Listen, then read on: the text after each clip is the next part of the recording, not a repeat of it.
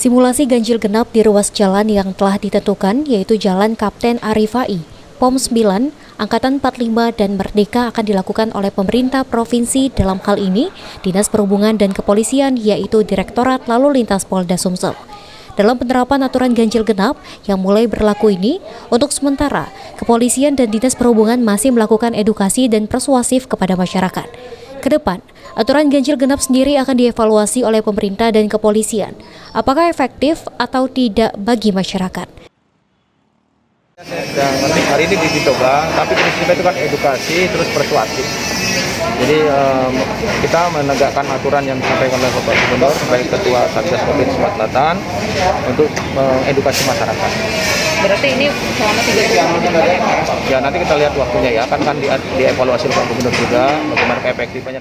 Sementara itu, Ketua DPRD Sumsel Anita Nuringhati menjelaskan, ganjil genap yang akan diberlakukan bertujuan untuk membatasi aktivitas masyarakat di tengah kondisi pandemi yang semakin meluas. Simulasi tentunya bertujuan membatasi masyarakat untuk beraktivitas. Karena apa? Percepatan COVID ini sangat luar biasa. Kita tidak ingin Palembang menjadi sama dengan daerah lain yang kekurangan oksigen, kekurangan bor.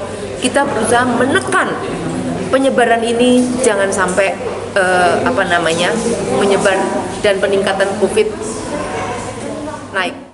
Berdasarkan aturan yang berlaku, ganjil genap akan mulai dilakukan dari jam 16.30 pada hari Senin hingga Jumat.